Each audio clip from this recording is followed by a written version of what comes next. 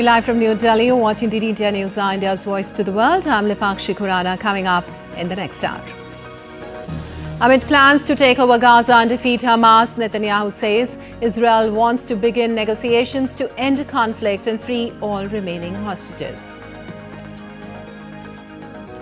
US and European military chiefs discuss security options for Ukraine. EU nations to provide forces under security guarantees option, while US to give air support. Trump gives 2 weeks to assess peace prospects. United States halts issuance of visas for commercial truck drivers, also reviews 55 million US visa holders for deportation violations. New Jersey braces for impact of Hurricane Erin, which moves northeastwards in Atlantic Ocean hundreds of miles offshore. And Prime Minister Narendra Modi to lay foundation stone and inaugurate multiple development projects in Bihar and West Bengal, also to flag off Amrit Bharat Express and the Buddhist Circuit train.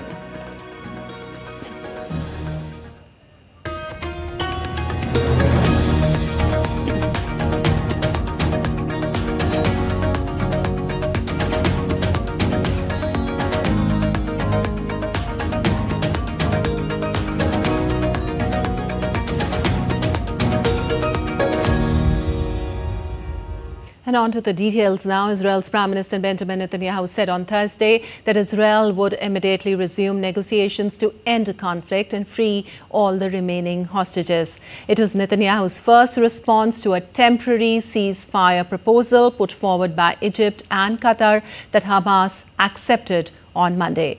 Well, Israel will dispatch negotiators to talks once a location is set, as they believe that 50 hostages remain in Gaza and at least 20 of whom are thought to be still alive.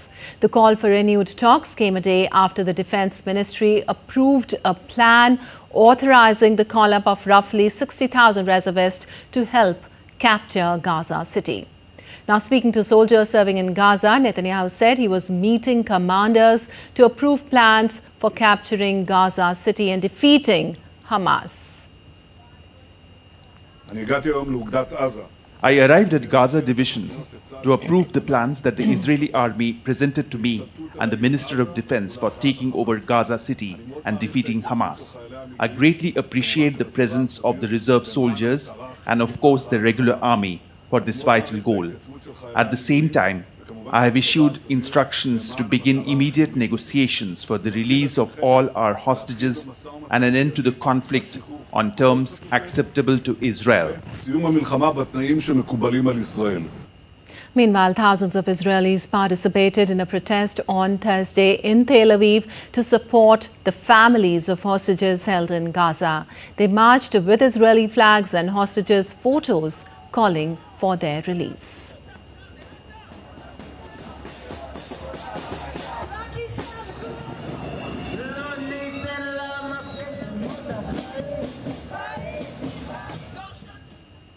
Meanwhile, Secretary General Antonio Guterres has renewed his urgent call for Gaza ceasefire. Speaking at a press conference on the sidelines of the International Conference on African Development in Japan's Yokohama, the UN chief also called for unconditional release of all the hostages. I must reiterate that it is vital to reach immediately a ceasefire in Gaza and the unconditional release of all hostages, and to avoid the massive death and destruction that a military operation against Gaza City would inevitably cause. Simultaneously, the decision by the Israeli authorities to expand illegal settlement construction, which would divide the West Bank, must be reversed.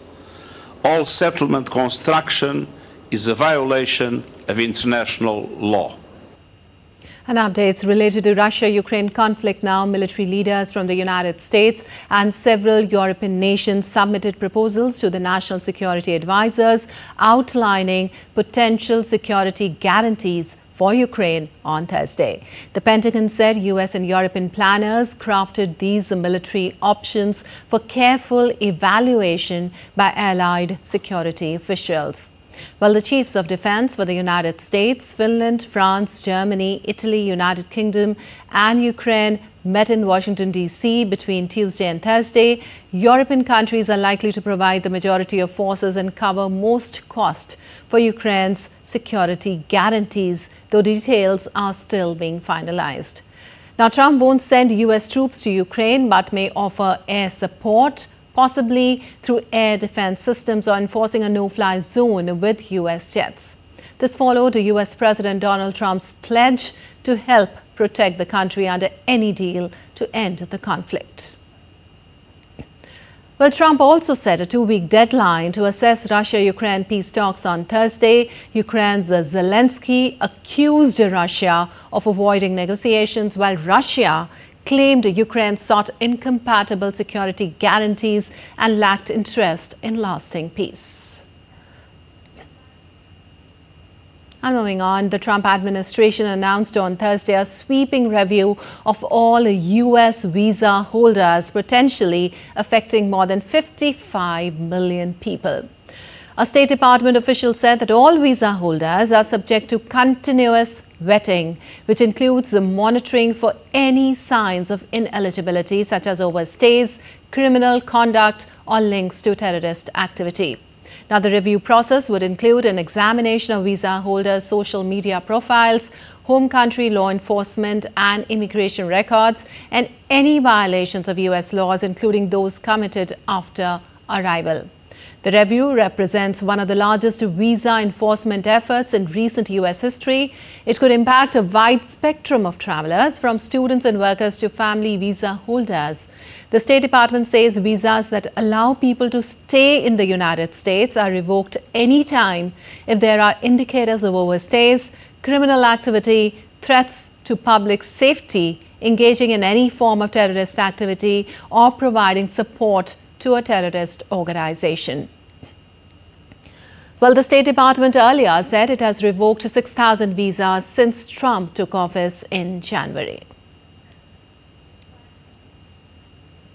And staying with the United States, Trump administration has abruptly halted issuing U.S. visas for truck drivers after a fatal crash drew national attention. Now, this is the latest sweeping step against foreign drivers. U.S. Secretary of State Marco Rubio, in a social media post on X, said, and I quote, "The increasing number of foreign drivers operating large tractor-trailer trucks on U.S. roads is endangering American lives and undercutting the livelihoods of American truckers," unquote. Rubio's action came after a truck driver was charged with killing 3 people on a highway in Florida while making an illegal U-turn. Well, the California Senate on Thursday approved a redrawn political map aimed at giving Democrats 5 more seats in the U.S. Congress, countering the partisan advantage President Donald Trump hopes to gain from a Republican redistricting plan in Texas. California Democrats, led by Governor Gavin Newsom, are pushing for fast-track passage of the redistricting plan, a package of 3 bills, just in time to place their proposed new map on the ballot for a special election on the 4th of November. Now, Democrats have characterized their bid to depart from California's usual independent bipartisan redistricting process adopted by voters in 2008 as a temporary emergency strategy to combat what they see as extreme Republican moves to unfairly rig the system.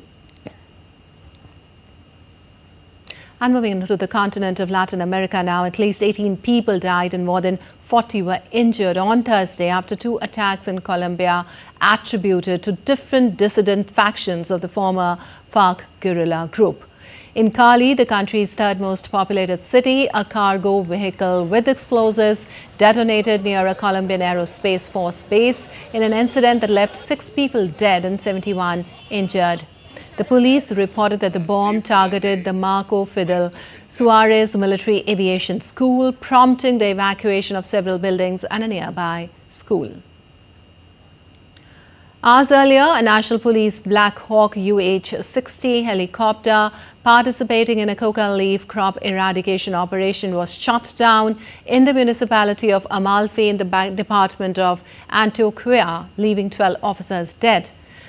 Authorities, including President Gustavo Petro, blamed the bomb attack on dissident factions of the former Revolutionary Armed Forces of Colombia guerrilla group that rejected the 2016 peace deal aimed at ending Colombia's long-running conflict. And Argentina's President Javier Milei met Ecuador's President counterpart Daniel Noboa for bilateral talks in Buenos Aires on Thursday during an official visit that ended with an unusual photo opportunity. Now, the two leaders held discussions without making any public statements to the media. While the leaders held private talks, no public statements were made to the media following the meeting, leaving details of what transpired at the talks undisclosed. Both the governments are expected to continue diplomatic efforts to deepen cooperation in the coming months. And moving on, an explosion at a fireworks warehouse in Pakistan's Karachi city injured at least 34 people on Thursday, causing panic among the residents. The warehouse and some nearby shops caught fire after the blast, which was followed by several smaller explosions, forcing residents to flee for safety. The impact of the blast was strong enough to shatter glass in neighboring shops, peppering people in the street with shards of glass. Authorities have not yet identified the cause of the explosion.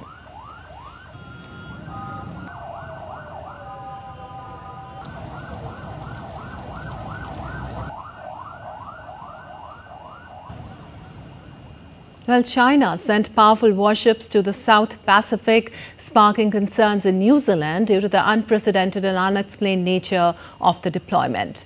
Beijing has spent years expanding its reach in the southern Pacific Ocean, courting island nations with new hospitals, freshly paved roads and generous offers of climate aid. In early 2025, a powerful Chinese naval task group, including a Renhai-class cruiser, sailed through the Tasman Sea between Australia and New Zealand, prompting alarm in both the countries due to warships' unusually southern and undeclared presence. In briefings, New Zealand Defence Force officials wrote that they have never seen vessels with this capability so close to their shores. While Australian Defence Minister Richard Marles said they have, in an unprecedented way, put in place assets to shadow the task group so that they know exactly what's happening. And still to come on DD India News. US and EU released details of a trade deal with lower car tariffs but no relief for Europe's wine sector. Thaksin Shinawatra acquitted of royal insult charges by the Bangkok court. And Egypt unveils 2,000 years old artifacts from sunken city of Canopus in Mediterranean discovery.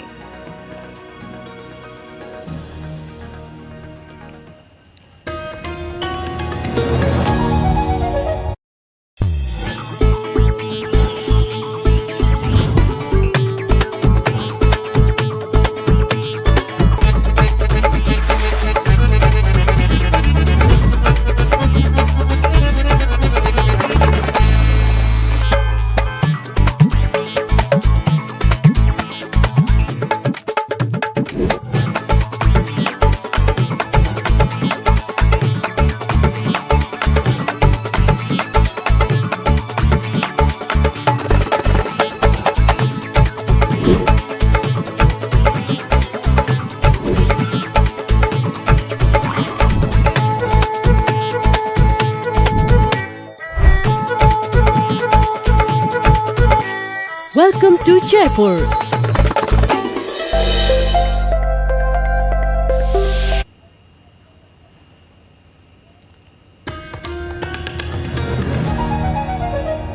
Welcome back. You're watching DD India News. I'm Lipakshi Kuran, and moving on, Bangkok Criminal Court on Friday cleared former Prime Minister Thaksin Shinawatra of charges of violating Thailand's strict law on royal insults.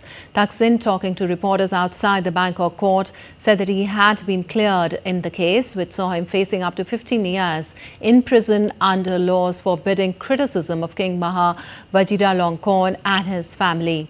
Former Thai PM had denied wrongdoing in the case brought by the royalist military, stemming from a 2015 interview he gave to foreign media. The acquittal marks the latest turbulent chapter that has seen his political fortune rise and fall over the past 2 decades.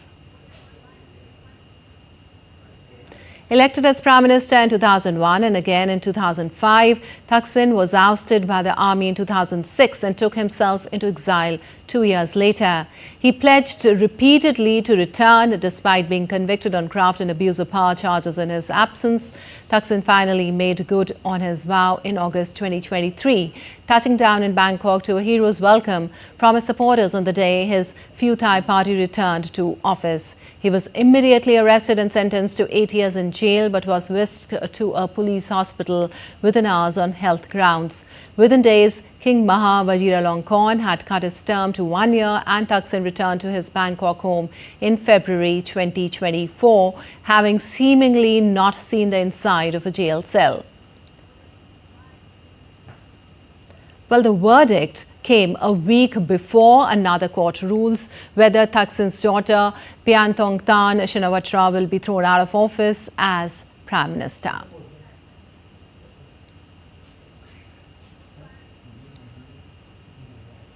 And now let's get you the details of Thaksin's royal insult case that arose from his 2015 remarks about the 2014 coup that ousted his sister Yingluck. Thaksin, twice elected Prime Minister, fled after a coup and lived in exile for 15 years before returning to Thailand in August 2023. After the return, Thaksin was sentenced to 8 years of graft but was sent to a police hospital due to health issues.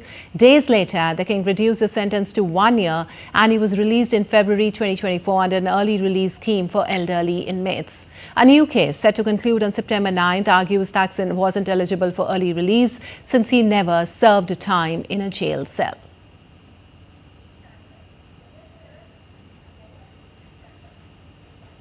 Well, the United States and European Union released the details of a trade deal on Thursday that foresees lower car tariffs but no relief for Europe's wine sector. Brussels, however, said it would push for further concessions as negotiations remain underway under the framework accord clinched by Trump and EU's Ursula von der Leyen in July. The maximum all-inclusive 15% rate would apply to the vast majority of European exports, including cars, pharmaceuticals, semiconductors, lumber, and even wine and spirits. However, EU believes that the tariff rate of 15% on cars, which is lower than the current 27.5%, will apply retroactively from August 1st, having received assurances on the matter from his US counterpart. But this will happen only once the EU introduces legislation to eliminate its own tariffs on US industrial products. Well, French Trade Minister Laurent Saint-Martin said his government would seek additional exemptions in the trade deal.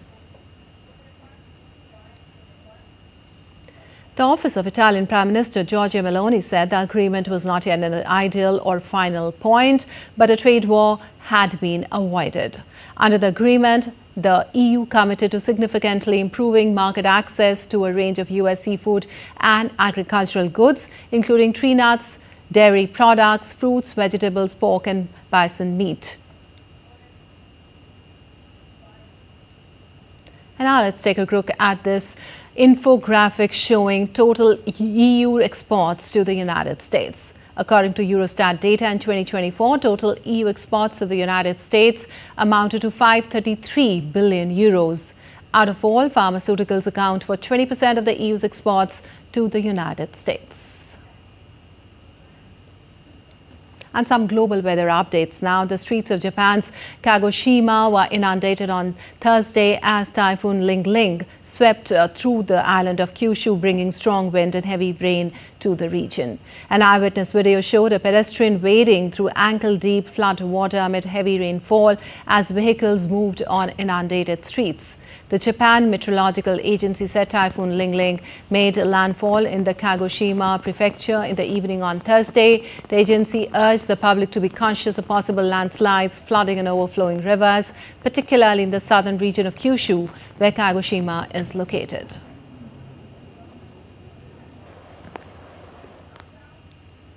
And U.S. New Jersey is preparing for the impact of Hurricane Erin, which is moving northeastward in the Atlantic Ocean, hundreds of miles offshore. Beachgoers are cautioned against swimming at most U.S. East Coast beaches due to life-threatening surf and rip currents. Seabright Beach is among the areas bracing for the storm. Despite the threat, high waves and strong winds are drawing locals to the beach. Hurricane Erin is expected to trigger a dangerous storm surge and tropical storm conditions near North Carolina's Outer Banks and along the U.S. Coastal flooding is also possible along portions of the U.S. mid-Atlantic and southern New England coast through early Friday. Erin was last tracked as a Category 2 storm on Thursday.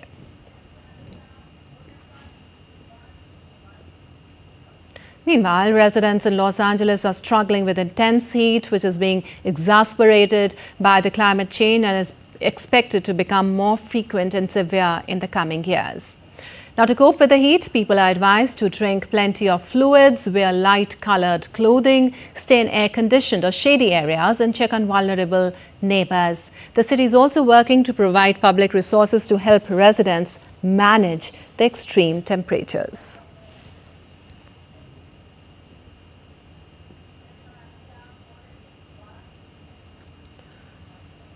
Well, U.S. firefighters struggle to control a massive wildfire sweeping through the Florida Everglades with only 10% of the mile marker 39 fire contained. Wildfires burned in the Everglades wetlands in western Broward County, northeast of Miami and Fort Lauderdale. Authorities say the larger fire began on Wednesday morning when the mile marker 39 fire combined with the sawgrass fire. Emergency crews continue to work around the clock to gain control of the fire, which is being fueled by dry conditions and strong winds.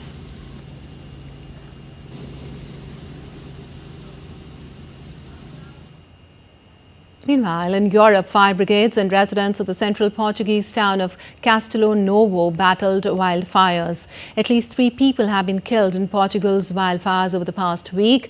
The blazes have burned 274,000 hectares of vegetation, nearly triple the annual average in 2006-2024. It has been the most severe year for forest fires in the Iberian country since 2017, when 2 huge blazes months apart killed more than 100 people in central Portugal.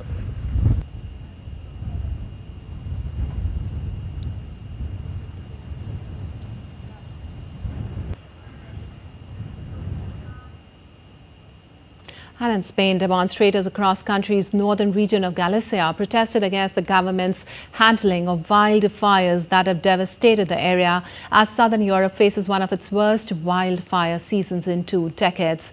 In Ourense, protesters voiced anger at calling Popular Party's failure to act swiftly and effectively. Many accused the government of poor forest management and a lack of preparedness. Spain's Labour Minister Yolanda Díaz joined a protest in Vigo. Most of southern Europe is experiencing one of its worst wildfire seasons in 2 decades. Spain's estimated burned areas exceeded 400,000, the largest on record going back to 2006.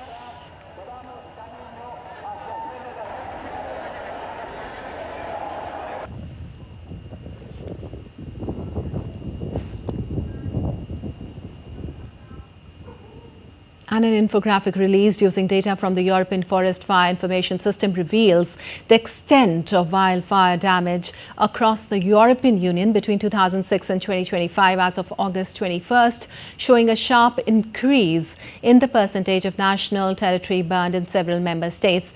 Union from 2006 to 2025 as of August 21st. Well, the wildfire season ranks among the worst in 2 decades. Experts say the rising trend reflects intensifying heat waves, drought and climate change, with 2022, 2023 and now 2025 standing out as particularly devastating years.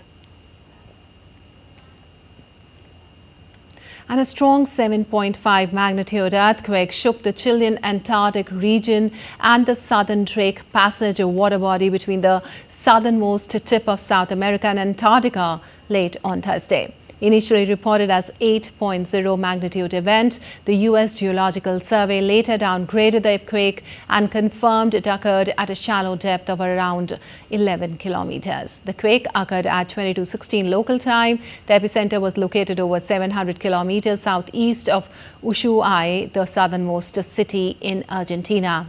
While the Pacific Tsunami Warning Center briefly issued a warning for parts of the Chilean coast, it later confirmed there was no tsunami threat to Hawaii or other distant areas. Chile's National Disaster Response Service described the earthquake as medium intensity and said a precautionary alert has been issued for the Antarctic territory. And now let's take a look at other stories making news around the world. Adidas executives visited the indigenous town of Villa Hidalgo, Yalalag in Mexico on Thursday to apologize for the Oaxaca slip-on shoe criticized for resembling the town's traditional Huarach sandals. The shoes sparked accusations of cultural appropriation and faced backlash by the locals and national leaders. Adidas Mexico officials delivered the apology in person and pledged future collaboration to respect the community's heritage.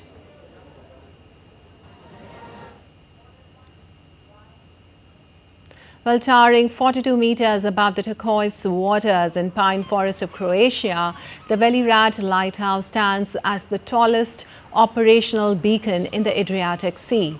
For 24 years, lighthouse keeper Zvonimir Svoresevic has extreme summer weather. Staffs are providing ice blocks, juicy watermelons and refreshing mist sprays to simulate rain and offer relief from the scorching weather.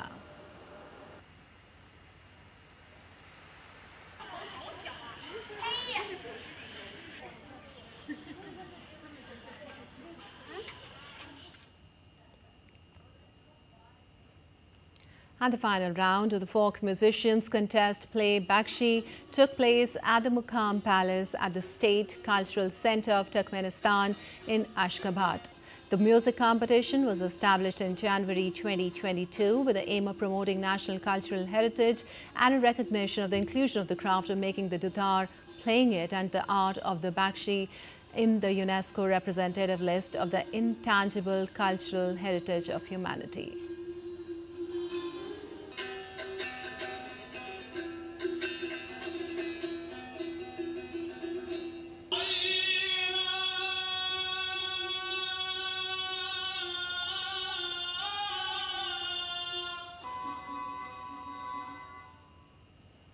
And still to come in DD India News Now.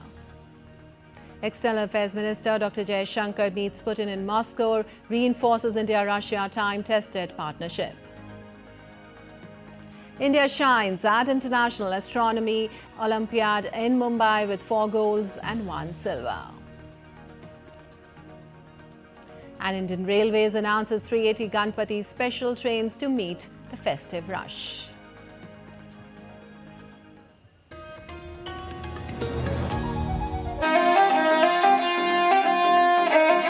Always welcoming. The vibe of Punjab is larger than life.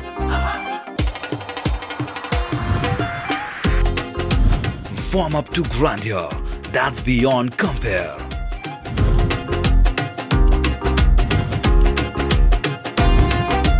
And history that's dotted with tales of bravery. Smiling soul of India, where music, art, cuisine and culture comes together to create an unforgettable impression. Punjab is all set to win your hearts with its unique and colorful extravaganza.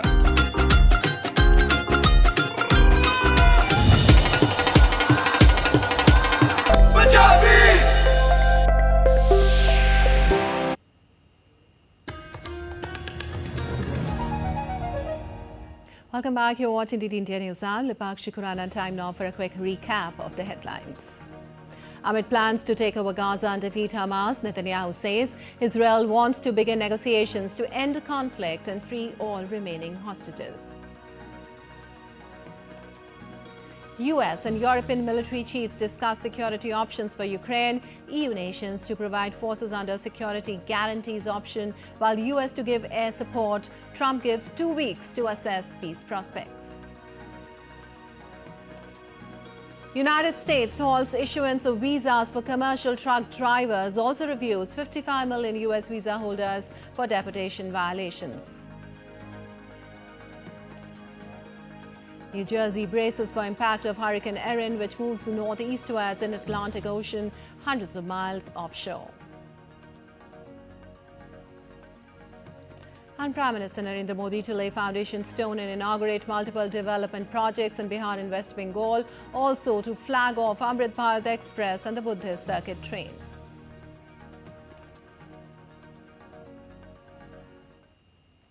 And moving on, Prime Minister Narendra Modi is visiting Bihar and West Bengal on Friday. During his visit to Bihar, Prime Minister Modi is going to lay the foundation stone and inaugurate multiple development projects belonging to multiple sectors, including power, road, health, urban development and water supply. Prime Minister Modi will also inaugurate the Onta-Samiria Bridge project. The new bridge will cut more than 100 kilometers detour for heavy vehicles. Also, Prime Minister Modi will flag off Amrit Bharat Express between Gaya and Delhi and the Buddhist circuit train between Vaishali and Koderma.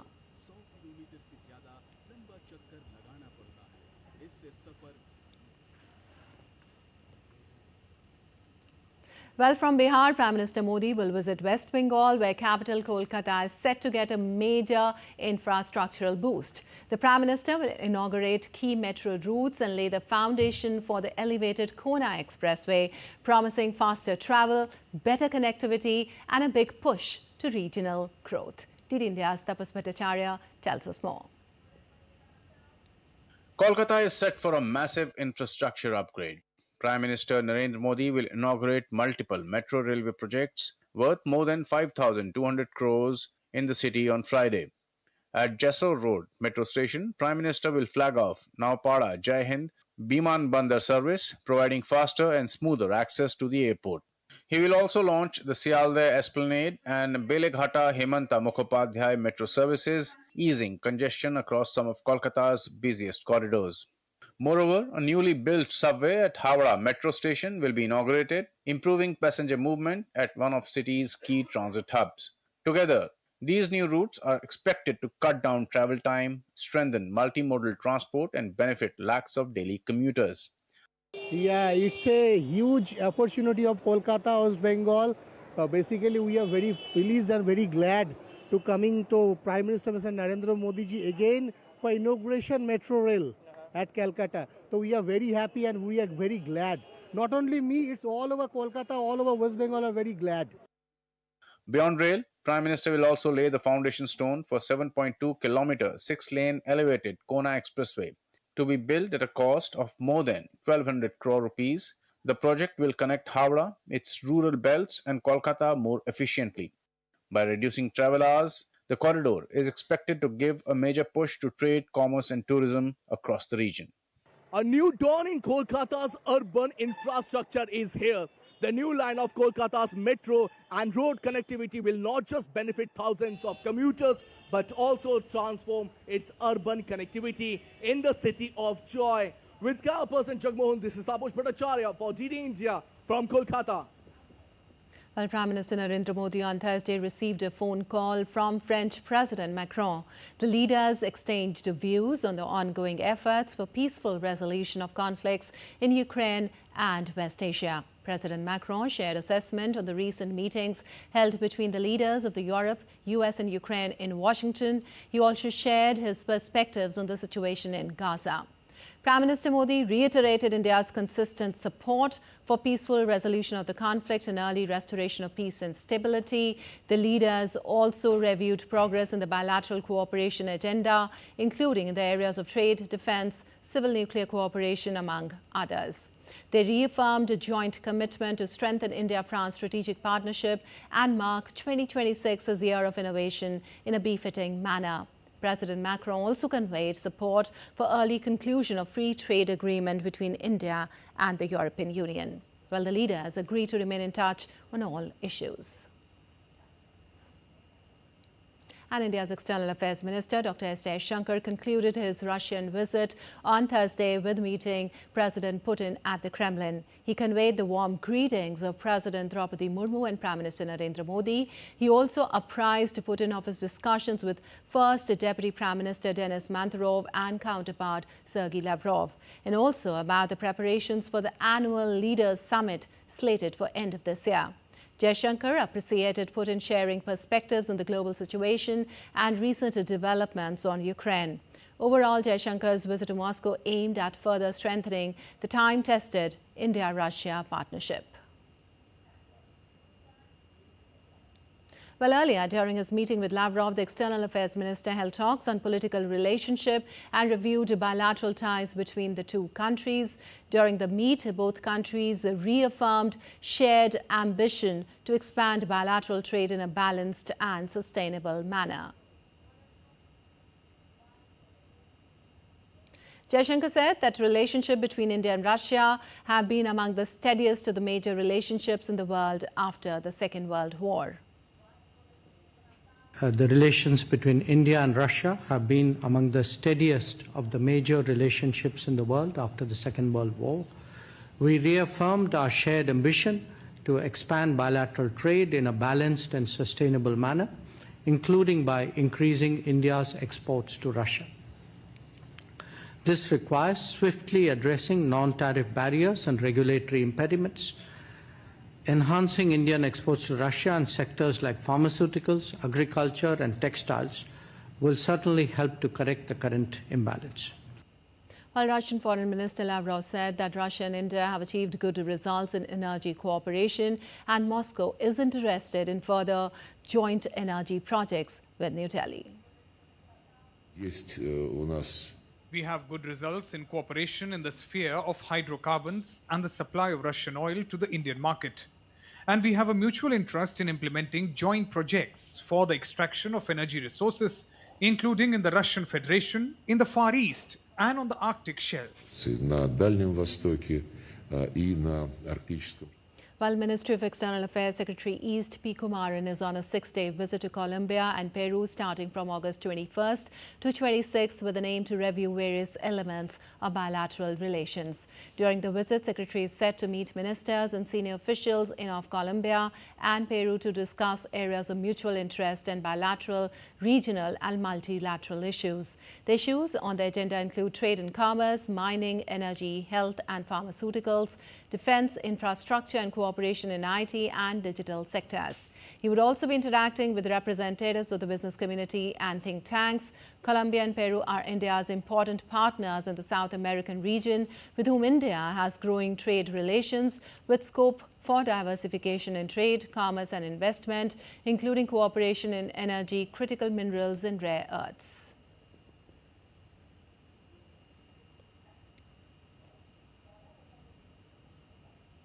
And the 18th International Olympiad on Astronomy and Astrophysics concluded in Mumbai, with India registering a stellar performance, securing a total of 5 medals, 4 gold and 1 silver. The gold medals were bagged by Arush Mishra, Akshat Srivastava, Banibrata Maji and Panani, while Sumant Gupta clinched the silver medal. DD India's Shama Mishra caught up with the Indian medalist and team leaders. Listen in. Well, it's 4 gold and 1 silver for India team, and we are with the participants and the winners rather. How is the feeling? It's really nice, like winning gold for your own country and taking the flag on the stage. It's really a very proud moment. Last year I got silver, this year I got gold, so it's like a... What was the difficulty level like? So this year the paper was a bit more difficult than last year, especially the theory part. But we managed to do fine, and I'm very proud to get a gold for my country. How would you describe the entire feeling of winning at home and making India proud? Like the moment when your name gets called out and like you have gold medal with your name, that like it just feels amazing. You know, like I feel very happy. We also have the leader with us. So how would you say that, the kind of level of difficulty as well as the kind of environment that India had given as a host country. How would you describe that? Well, India has a long tradition in astronomy, and we have people who are experts in diverse branches of astronomy, which means that when the Indian Academic Committee prepares the question papers, it checks all the aspects of astronomy. When it comes to India being the host, you actually have to prepare for everything. That is the hardest part. Yeah. Ma'am, how would you say, this opens a door of opportunities? It's very nice that various schools have come in to view the ceremony from the galleries above, and it's very good and very inspiring not for students, for us also. It's a great thing, and I hope it inspires other students to take up astronomy as a profession. This is the entire team, and like I've been saying that they have done us proud. We definitely know about this, that this will open a door of opportunities for these students and also for other students who've come here for India's IOAA. Shama Mishra, DD India, Mumbai. And now let's take a look at other stories making news today. ISRO's National Meet 2025 is being held in New Delhi with the theme Leveraging Space Technology and Applications for Viksit Bharat 2047. Key focus of the meet is to discuss the integration of agriculture, environment, infrastructure, health, education, communication, disaster management and regional development with space technologies to strengthen national progress. Meet comes ahead of the National Space Day to be celebrated on Saturday with the theme Leveraging Space Technology and Applications for Viksit Bharat 2047. ISRO Chairman V. Narayanan on Thursday announced that India's first manned space mission, Gaganyaan, will hold its maiden test flight in December this year. Speaking at a press conference, he said the mission is progressing well, with around 7,700 tests already completed, roughly 80% of the total. The remaining 2,300 tests are expected to be completed by March next year. Indian Railways has announced 380 Ganpati special train trips to ensure smooth and comfortable travel during the Ganpati festival season. The move comes in response to growing demand from devotees and passengers, especially in Maharashtra and the Konkan region. Central Railways is operating the majority of services with 296 trips. Ganpati special trains began running in early August, with services ramping up as the festival approaches. The Hyderabad City Security Council has introduced 50 traffic patrol bikes equipped with sirens, body cameras and public systems, and 25 traffic marshals from private establishments, schools and industries have also been deployed to improve traffic management, while another 100 marshals are being trained under a public-private partnership with plans to expand both initiatives across the city.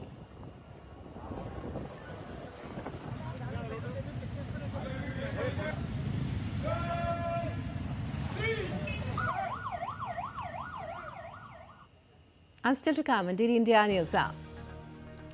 We'll get you updates from the global markets. India clinches gold in 10-meter air rifle team event at Asian Shooting Championship. And at last, we get you glimpses of India's Himachal Pradesh traditional Dagyali dance.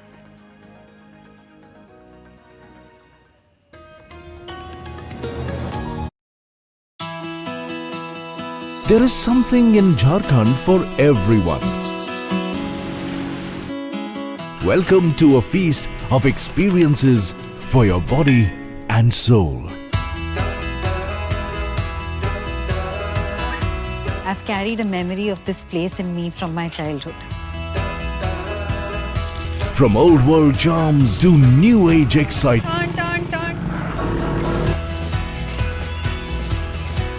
From spectacular natural wonders to warm, friendly people. Thank you. Tune into nature with dense forests and wildlife. कान हिला रहे ना, ये normal है. जैसे ये कान खड़े कर लेंगे, एग्रेसिव हो जाएंगे, पूंछ सीधा कर लेंगे तो.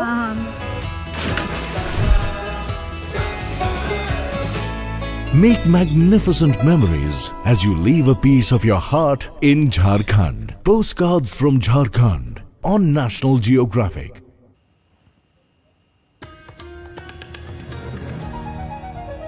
Welcome back. You're watching DD India News now. I'm Lipakshi Khurana, and on to some business news now. The US dollar held steady on Friday, set for a strong weekly gain as investors await Fed Chair Jerome Powell's speech for interest rate cues. Investors are watching Fed Chair Powell to provide clues on a possible September rate cut amid signs of a weakening job market. Well, an economist and currency strategist at Commonwealth Bank of Australia in Sydney said markets are on the edge ahead of the all-important Jackson Hole speech. S&P 500 futures added 0.1% after a 5-day losing streak on Wall Street, which left the cash gorge of US equities on track for its biggest one-week decline this month. The Nikkei 225 veered between gains and losses and was last trading flat. While you're watching DD India News, our time now for some sports news. The Indian Sports Ministry has said that bilateral contest with Pakistan remains suspended, but its teams will participate in international or multilateral events where Pakistan is present. This means that India's cricket team will feature in the next month's Asia Cup. The policy announcement came in the backdrop of speculations whether India would take part in the tournaments involving Pakistan. As per the latest policy, Indian teams won't play in Pakistan and Pakistani teams can't compete in India for bilateral events. But both the countries can participate in the international tournaments, whether they're held in India or abroad. And India's Rudraksh Patil, Arjun Babuta and Kiran Jadhav combined to win the gold medal in the 10-meter air rifle men's team event at the Asian Shooting Championship in Kazakhstan. The Indian trio accumulated a score of 1,892.5 points, with Patil leading the charge with 632.3 points in Shymkent. China finished with a silver medal ahead of bronze medalist South Korea. This was India's second senior gold medal at the championships after Anandjit Singh Naruka clinched the men's skeet title. India's senior shooters have also bagged 1 silver and 4 bronze medals, taking the tally to 7. Only China won more medals.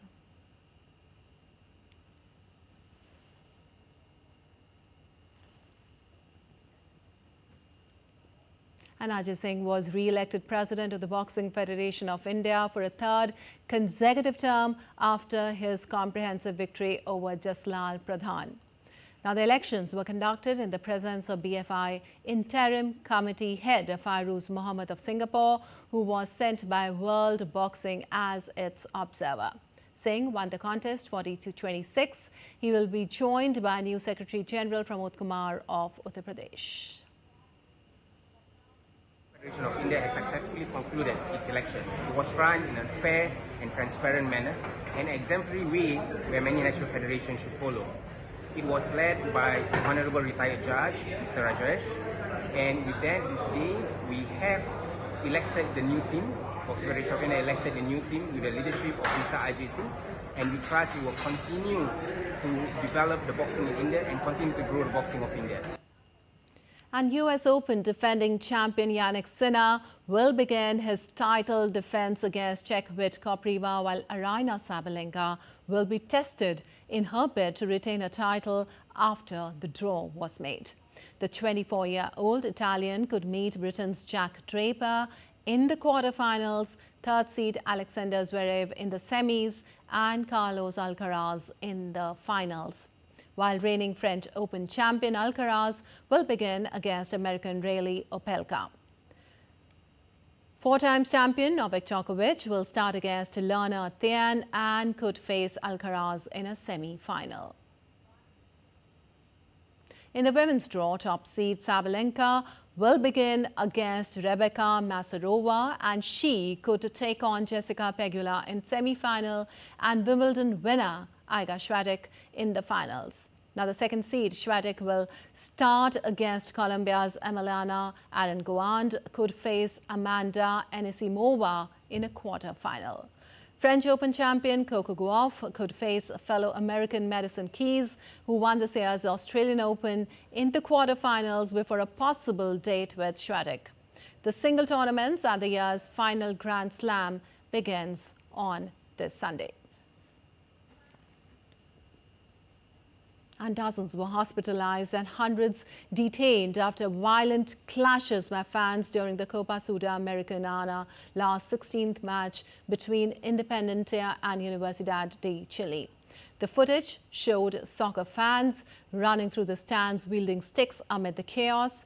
Fans from both sides threw objects at each other, exchanging insults and making offensive gestures. Now, the football governing body in South America, CONMEBOL, condemned the violence, vowing firm sanctions. The game was abandoned with the score tied 1-1, leaving Universidad de Chile leading 2-1 on aggregate. The Chilean Foreign Ministry reported that 19 of its citizens were hospitalized and 101 detained. Argentine media reported that more than 300 Universidad de Chile fans were taken into custody, with supporters from both clubs suffering injuries. Well, the Dagyali dance, an imaginary, invisible dance which is performed in India's Himachal Pradesh during the Dagyali festival, also known as the Festival of Witches. It is believed that during this time, witches, ghosts and demons are free to roam and perform this dance. The theme of the dance remains showcasing the triumph of good over the evil. Take a look.